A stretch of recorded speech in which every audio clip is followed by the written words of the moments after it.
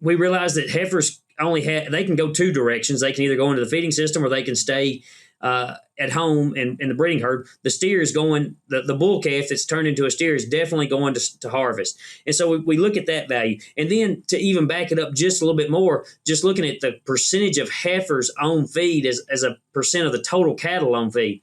And what we know is that number sitting around 40% of the cattle on feed right now are heifers. That's ridiculous. I mean, there's no retention there. There's no retention there. And so what we're going to have is something closer to like 34%. Essentially 1/3 of the cattle on feed will be heifers, and then we'll know we're actually retaining heifers to put back in the breeding herd.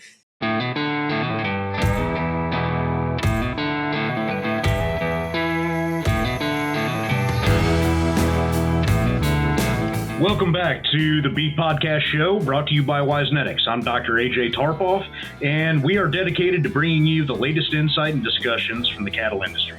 So sit back, get ready to expand your knowledge with today's episode, and today's going to be fun. We're going to dive into some cattle markets. We've got a lot of questions, a lot of ground to cover, but I want to introduce our guest today, Dr. Andrew Griffith. He's a professor and Extension Livestock Economist with the University of Tennessee. A little bit of background about, looks like started off in Tennessee and came back to Tennessee, right? Yes, sir. That's correct. You bet. So did his undergraduate degree at University of Tennessee, master's degree at Tennessee Tech, came out west for a PhD at Oklahoma State University, and then finally went back. So is now at University of Tennessee. He's a Tennessee native, grew up on a corn and soybean, stocker cattle and cow-calf operations, so very diversified. His program focuses on risk management, working with cattle producers to look at both inputs and outputs for market stocker and feeder cattle. So with that, I guess, Dr. Griffith, welcome. It's a pleasure to have you on the show. We'll get into kind of our key topic later, but tell us a little bit more about yourself, what you do, who you work with, kind of your role within the University of Tennessee system. Yeah, so I've been with the University of Tennessee since 2012, so we're right at 14 years now. And 100% extension appointment, but I also do participate in research and research ideas and grant writing, because that's what the research is, what drives things. And the research that we focus on is based off of what I bring back from an extension standpoint. So what those producers need, that's what we focus on. That's what we try to go after and do research about. So I've literally, for the most part, for those that are familiar with extension, we have extension in Tennessee in every county. There's an agent in every county, and so I work directly with them and to serve their producers based off the questions that they have as it relates to livestock markets. Primarily, I was hired as a livestock markets person, but I also do a bunch of production work as well as forage production work. Just mainly because those are things that are very integral to whether it be cattle, small ruminants, equine, dairy, whatever it is. Though all those things kind of filter in together, and it's really imperative to also know the grain markets as they're going to play into the markets of all these livestock at the same time. So just working with producers individually or as groups, and those county agents is who I primarily serve. But I also enjoy the opportunities of getting out of the state of Tennessee and working with producers in other states. No, that's great. And I hope everybody picked up on that key component of the land grant mission, getting the questions and the communication from producers of what matters most, and taking that back to the university to find answers, and then ultimately get it back out to everybody. I mean, that's what we all do in Extension, and I really appreciate you bringing that up. Is stress affecting your bottom line? Even routine handling, inclement weather, weaning, and dietary changes can significantly lower the rumen pH, causing cortisol levels to spike. Cortisol not only compromises the immune system, but also suppresses normal appetite and feed consumption. The solution? Cattle Active. Increase production and reduce the impacts of stress on your cattle for cents a day. Cattle Active restores the balance naturally. Want to learn more how a feeding program including Cattle Active can improve both profits and herd health? Visit us today at proearthanimalhealth.com. Be proactive with Cattle Active. So I guess with that, let's dive in today. I mean, let's start looking at some of our cattle markets, the economic outlooks. It's a interesting time to be in the cattle business. Is that the best way to describe it? You bet it is. I mean, these prices have gone just wildly high, and it's amazing to think about a few years ago, maybe selling a freshly weaned calf, 550-pound calf for $750, and now we're talking about $2,500. Somebody brought to my attention a group of weaned and vaccinated 580 something pound calves that brought well over $5 on Saturday at a sale in Tennessee, and so when you think, I think it was 540 or something is what they brought, and so when you think about that, there is just a lot of money involved in this business relative to what it was 4 or 5 years ago, and that's not all due to inflation. That's supply and demand at work right there.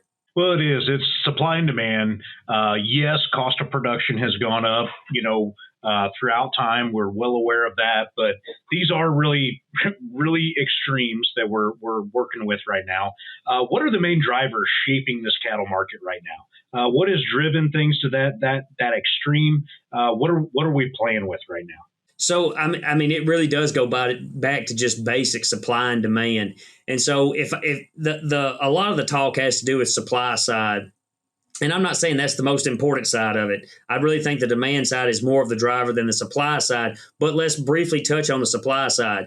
We're at the lowest beef cattle inventory since over in 75 years or so. So when we think about that is a factor. Now, what a lot of people don't factor into that, and I've written some popular press articles on this, but they don't think about the fact that cows are a lot bigger today than they were 75 years ago. So 75 years ago put you back to 1951 or so, and we're producing a lot more beef with a lot fewer cattle today. I even think about just when I started in 2012. The average weight of a finished steer was probably 12 to 1,250 pounds. Well, now we finish them at 1,500 to 1,550 pounds. So we've added 300 pounds of live weight, and some of that is due to genetics. Some of that is due to feeding cattle longer. And what we do know is we're producing a lot more fat because of how long we feed these cattle. But if the supply side, from the supply side, that is an important factor of what's going into or what's playing into higher prices. But in reality, demand is what has been the bigger driver of prices. And so I'll take us all the way back to coronavirus just briefly. I mean, I realize that was 6 years ago. It's hard to think it was 6 years ago, but 2020, probably about this time, we find out there's this virus from Wuhan, China or something. And what it did was it shut down, it kept people from traveling. It kept people out of restaurants. And, you couldn't even go to church. You could go to the liquor store all you wanted, but you couldn't go to church.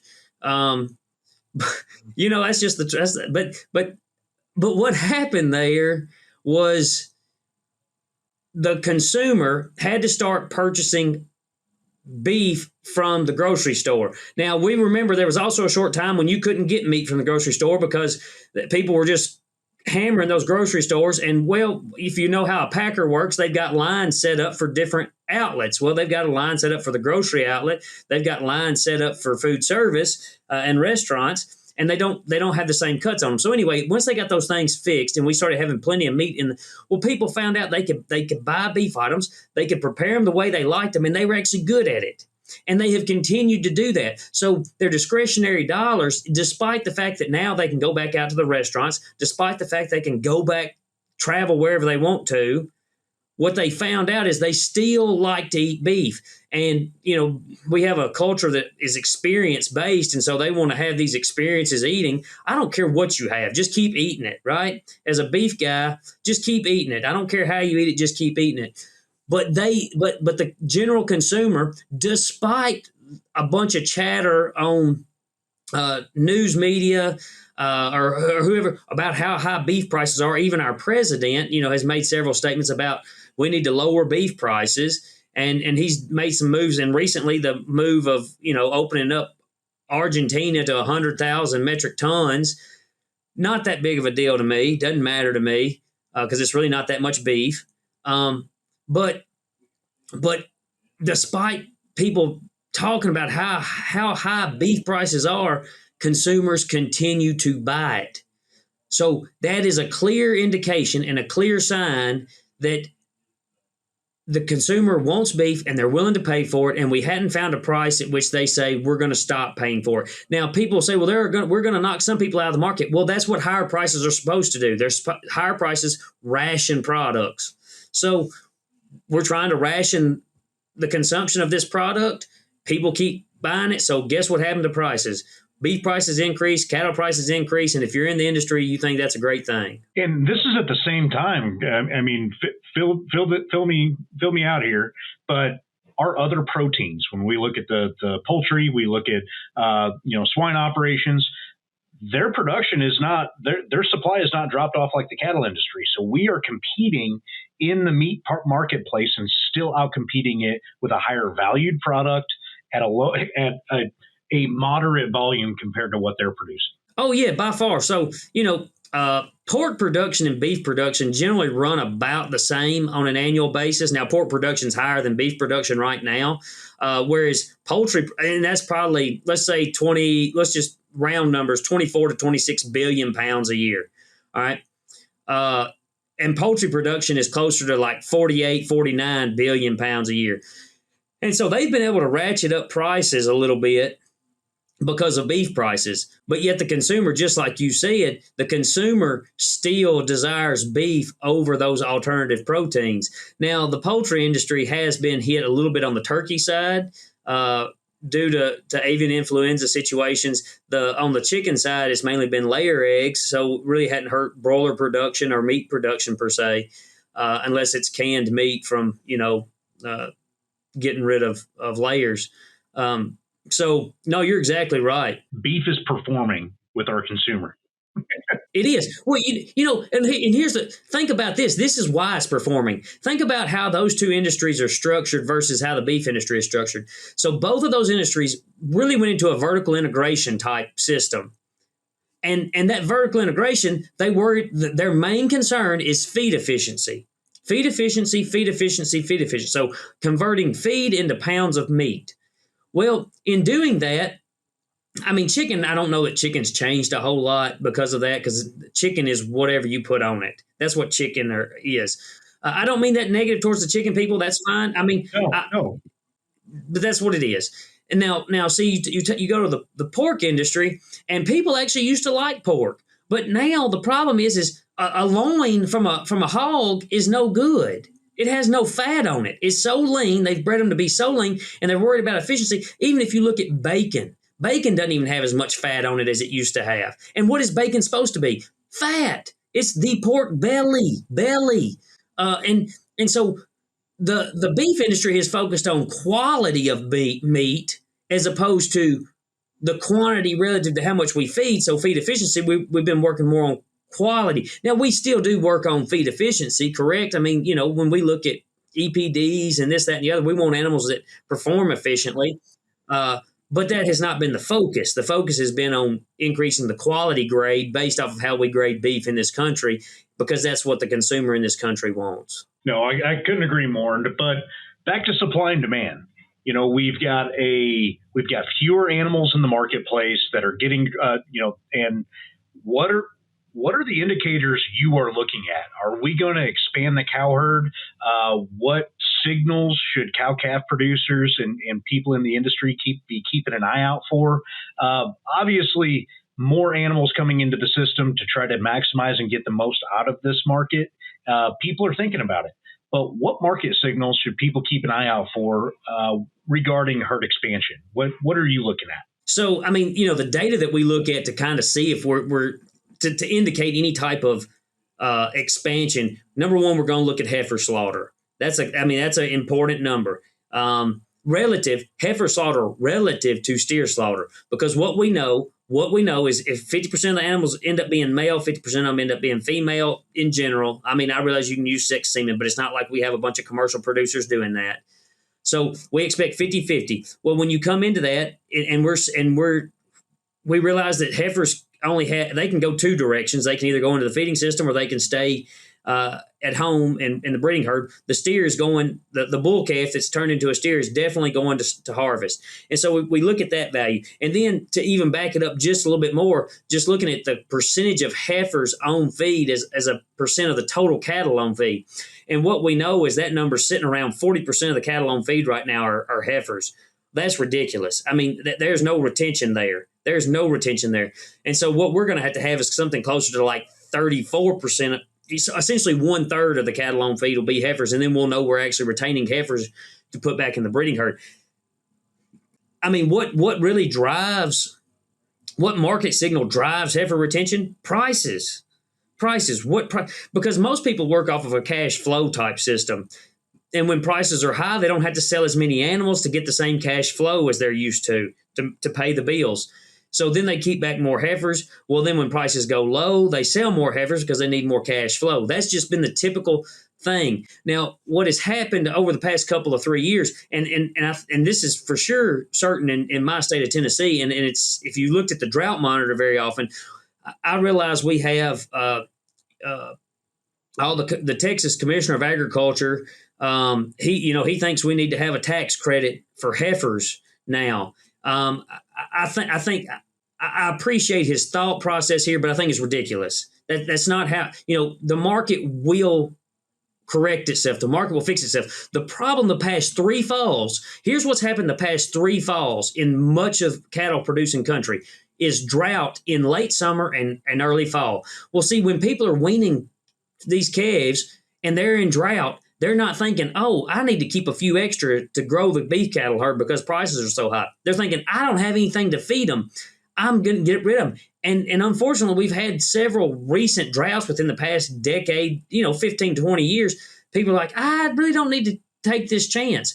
So the market, those higher prices are going to eventually drive expansion if the environmental conditions provide the opportunity to do so. It's just so far the environmental conditions haven't provided that opportunity. And so you give them tax credits, give them, I don't care, give them whatever you want, but they're not going to keep them until they actually have the resources to do so. I agree 100% on that. Now, a question that I hear come up a lot is when it comes to heifer slaughter and those numbers that are shared by USDA, we see the weekly slaughter sheets, all of those things. But do we ever get a dilution effect with some of our increase in acceptance of the beef on dairy animals, where we have both steers and heifers coming in a lot of circumstances at the same rate? I guess there could be some dilution scenarios, but in reality, a lot of those dairies are going to be using sex semen in most situations. So they're going to be using, if they want females, they're going to be using sex semen for their best cows to produce really high quality heifers to go back into the dairy herd. And then alternatively, they're going to be using sex semen to produce male calves just because a male calf is more valuable than a female calf. And so if we're going to go, they have their hands on those animals every day. So it's not like a cow-calf guy that just needs to get her bred, right? It's like, well, I don't care if we're going to AI them, we're just going to AI them. Because, that's what most of them are doing. They don't own bulls. Most of these dairies aren't, they're just AIing these cows. And rightfully so, because that's the cheapest way for them to do it in reality, and keeps another mouth out of the, another bull out of the way, or however many they have.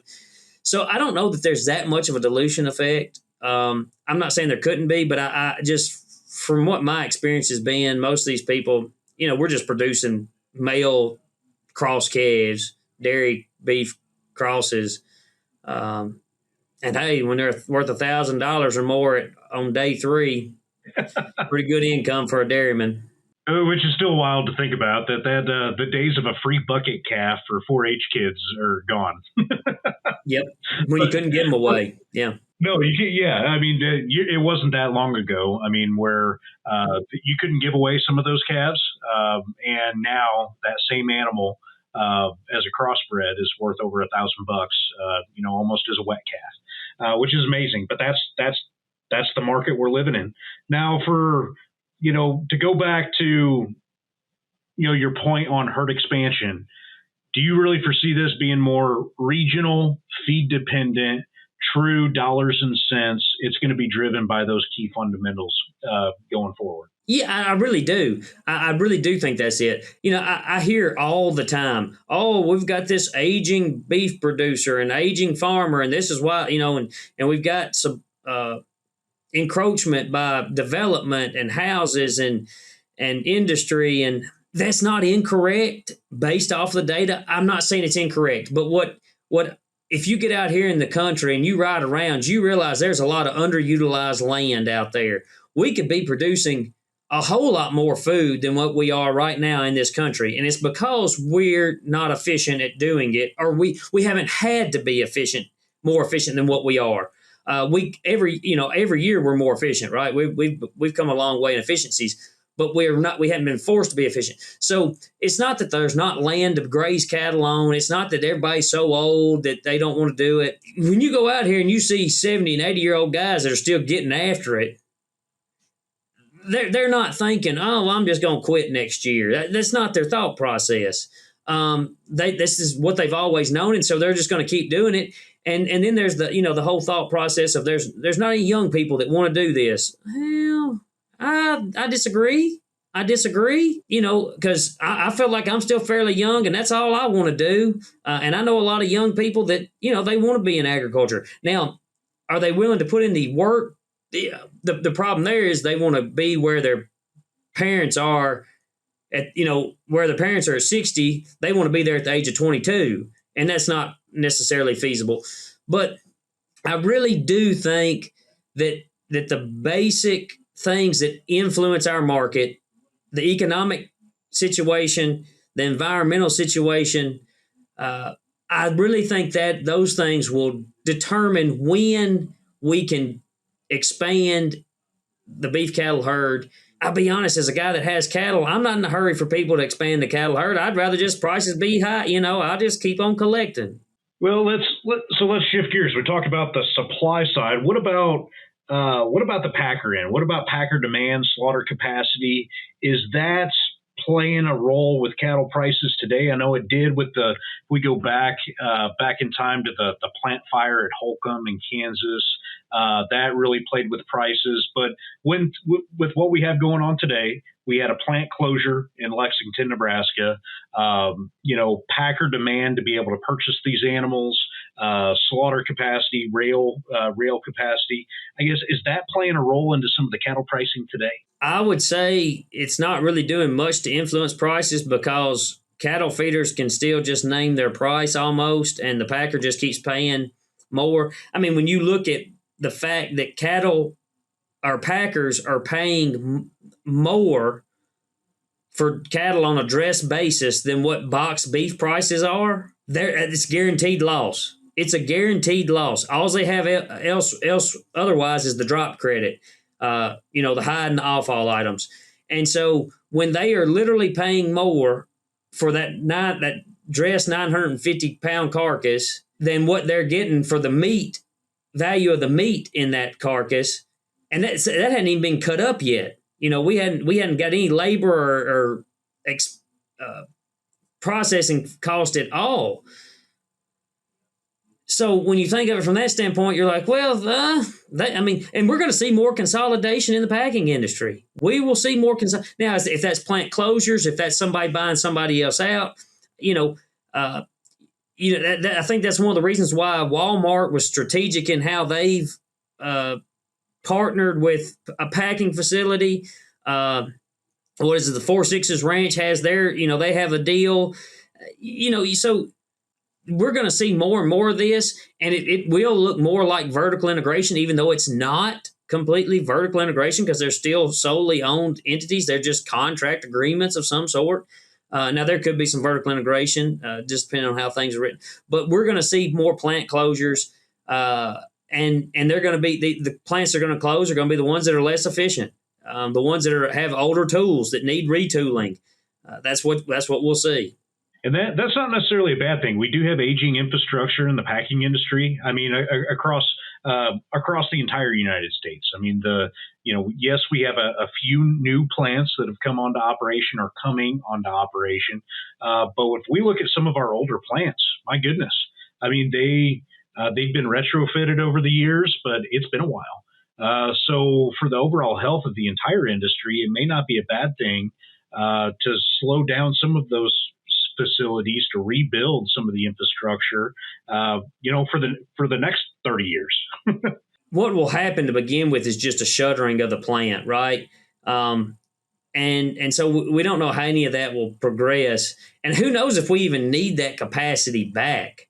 That'll be the question. It used to be that there were discounts for small carcasses and large carcasses, and right now there's no discount for a large carcass. We just keep growing them bigger and bigger because the packer needs it's the cattle feeder, the packer, even the stocker producer that wants to operate at the same number of cattle can't do that because the same number of cattle aren't out there.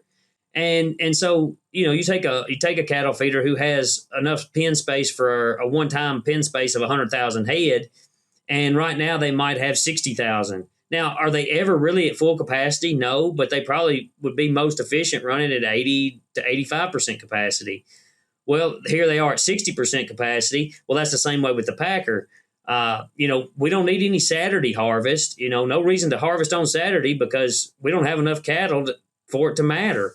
Why do we need 3 shifts? We'll just cut it back to 2 shifts. And so, there's going to be jobs that disappear, and there will be those few plants that completely close and that we never see open again. They'll just be an empty building because what other use do they have? I mean, Tyson has been known to shut a plant and take everything out of it so that it can't be reopened as a processing facility or packer, and that's their prerogative. That is that added cost to take? Sure, it's added cost, but they don't want the competition. That's understandable. So we're going to continue to see those types of things, and you can't ever outguess what decisions some people will make. Now, you alluded to it, but I'm going to try to get you to say it. If we look at long-term cattle cycles, we've continuously shrunk our herd over time as we've gotten more efficient. As we rebuild for this next cattle cycle, will we go back to our last numbers, or are we going to continue that trend of having lower cow numbers, bigger animals, more efficient animals going into the future? The simple answer is we won't have as many animals. I mean, if you look at the trend, and that doesn't mean a trend line can't change direction, right? That's not what I'm saying, because it can change direction. But if we look at what the trend has been over the past several decades, sure, if we increase the cattle herd, it's not going to be back to the high that we had in 2017, 18, or whatever it was. It's just not going to happen. No reason for it to happen. And if you're in the industry, why would you want it to happen? I mean, you don't want to overproduce and then result in a loss in your business. No, agreed on that. I mean, there's a lot of those directions, and from the feedlot perspective, I mean, it's right there. I mean, that understanding is know that we're going to go to a little bit, fewer animals, but more efficient, maybe produce it while still producing the same amount of beef, right? So I want to stick with the crystal ball since you got the crystal ball on your head. let's fast forward. Let's look the next 5 years. What economic trends are going to impact beef cattle production and prices the most over the next 5 years? Is it going to be wild outside stuff at the border with New World screwworm? Is it just going to be supply and demand? Is it going to be trade and tariffs and things like that? I guess what's going to be the most impactful to beef prices going forward? Unfortunately, I think it's going to end up being policy measures that play into all of those things that you mentioned. There are a lot of people that I do not understand. Let's go back to New World screwworm for just a brief second. I do not understand why people would think that the introduction of New World screwworm into the United States would be a negative to beef prices. That doesn't make sense. It seems like to me that would reduce beef production more which then would increase prices because we have less of it. Unless they're saying the consumer is going to be so scared of screwworm, which my grandfather was a veterinarian, and there were screwworms when he was a veterinarian, back in the day. So it's not like it's new to this country. Now it's new to our veterinarians today in that most of them haven't been exposed to them, but they have been around. But we do look at international trade things such as reopening the border to Mexican cattle. In reality, that has helped support cattle prices domestically as well. The people that it's hurt the most would be those people in the Southern Plains, in Texas, in New Mexico, that need those cattle because there's a lot of backgrounders, there's a lot of feedlots, there's packers in those areas, and the inability to source those cattle out of Mexico has put them in a terrible bind. It really has. And the thing of it is, those are genetics that are meant for the South. You don't just take a calf out of Iowa or North Dakota and send him to the Mexican border. You don't even really do that with Tennessee cattle. In reality, there's a few. We've got a few of those ear cattle, but not that many. And then, as I said, here we've got President Trump, who has decided that we're going to import 100,000 metric tons of beef from Argentina. That's not even a pound of beef more person. It's like half a pound of beef a person a year. Now, the thing of it is, you take that out 5 years and we have a different administration in office.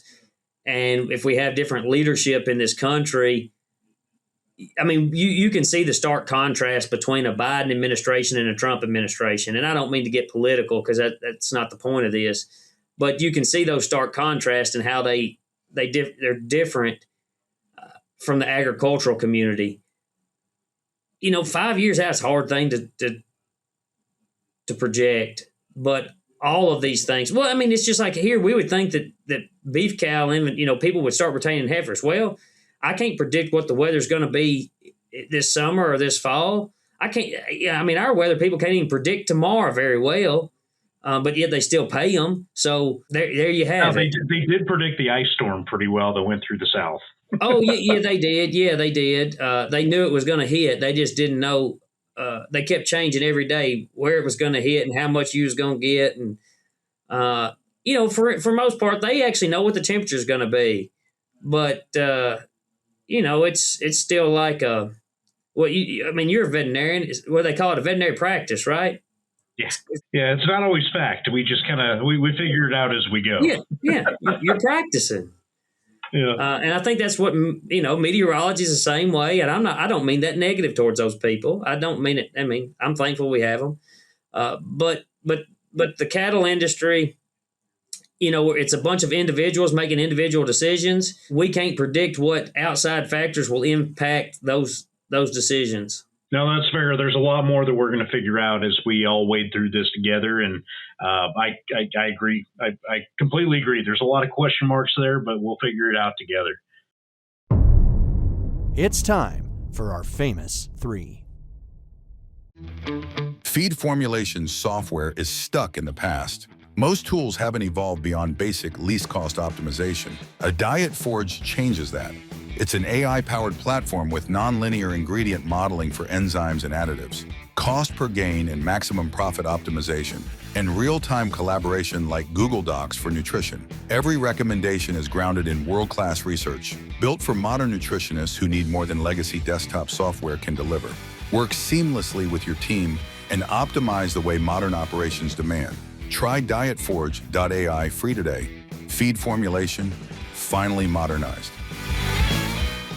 Well, Dr. Griffith, we've had great conversation. I know we could keep going and keep talking about this stuff for, ad nauseum for the next day or two. But we don't have that kind of time. So I'm probably going to shut us off here, but I can't let you go without doing all of our on the Beef Podcast show. We always have all of our guests. We ask them 3 specific questions to help everybody listening grow, develop as a educator, as a learner, as a lifelong learning. I guess, where do you go to find, question 1 would be, where do you go to find information? What is your go-to that if you would recommend a resource, a cattle cattle industry, cattle related resource, what's your go-to? That's a really tough question because I just read a lot. I've got things that come directly to my email, whether it be a beef daily or a drover's daily or a dairy herd daily, pork daily. You think about all these things and you get the NCBA stuff and you get your local cattlemen's. And so I go to other extension people. I call, I guess the thing that I would encourage people, because there's information galore, right? You can Google anything and find just about. Now, I'm not saying the information you're getting is correct, but I guess when I'm really in need of information, the one thing that I am not afraid to do is just get a hold of the right person and call them, and just ask the question, and so I read just. I don't like to read. People. Well, do you read? Have you read this? No, I don't read that because I don't have to. I read about cattle stuff. That's what I do. That's my job. And the last thing I want to do is read about something that's fake. Fiction. And so, oddly enough, I like veterinary stuff. It's pretty interesting because I'm constantly trying to figure out. Well, I successfully amputated a leg about a year ago. On a calf. I was successful. I was trying to save the leg. Well, it successfully lived, and the leg is gone now. So, I was like, I didn't get my job done, but I was still successful because the calf's still alive. So I guess, I don't know that I have any particular sources that I just lean on. I do lean on extension stuff tremendously because most of the time it's research based, and we do want that research information. But I also talk to my neighbors. I'm like, well, what's working for you and what's not working for you? Because as a guy that has cow, calf, and a stocker operation, some of those antibiotics aren't working at certain times. Well, that's why we call it the practice of veterinary medicine. So contacting your local veterinarian is important too. I talk to 3 of them. I have 3 that I work with. I love it. So question number 2, I know you're a cattle guy through and through, but outside of agriculture, outside the cattle business, when you're not working, what are you diving into? What are you, I know you kind of alluded to that you're reading about cattle stuff, but what else are you diving into kind of outside of work? There's only one other thing that I do other than work, and that's read my Bible. That is, faith is the only other thing. I have a wife and children, but to me that kind of goes hand in hand with my faith. So I work way too much because I like to work. If I'm not working the day job, I'm farming. But a closer relationship with my Lord and Savior Jesus Christ, there's nothing more important than that. No, and that's one way to keep us grounded is when we follow true, it keeps us on the right path. So no, I'm in complete agreement with that too. So third and final question I'm gonna needle you with is you've been working in academia for quite some time now, as I have. You've worked with a lot of individuals. You've seen a lot of people at different institutions. I guess what makes a good leader and a mentor in our type of work? So I guess to answer that question, I'll answer it based off of the characteristics of people that have mentored me, and the people that have directed me in the right direction. Most important qualities is being able to listen, not a hearer, a listener. Everybody won't agree with this to go along with that, but experience. Somebody that has experience I know it's kind of taboo to say that in a culture today where everybody wants everything right now, but it's hard to lead when you haven't done something or you hadn't been around something. And I've seen that with politicians, local, state, federal, the national level, trying to be So just having the ability to listen, having experience, a willingness to try to understand other people's points of view, whether you agree with them or not, trying to understand their points of view, because the whole key of leadership, the whole key is relationship. Nobody's going to follow somebody that they don't feel comfortable with, that they don't feel has their interest in mind. So I would say those are probably the three things that I think are most important. I mean, there's a plethora of other characteristics, but I don't think those are characteristics that people are always at the forefront of their mind. Well, I'm glad you brought those up. I think those are all. I mean, when we start, it's difficult to quantify all the different characteristics that make those people that you look up to, that I look up to, that have helped us along our way. But I hope people listening in take that to heart and think about those things as they're living their daily lives, as they're interacting with people, building those relationships. I think that's really important. So with that, you've been a wonderful guest on the Beat Podcast Show, brought to you by Wisenetics. Again, this is Dr. Andrew Griffith, University of Tennessee. Look him up. He's a wealth of knowledge and helps a lot of producers in that region. And with that, thank you, and we'll see you again.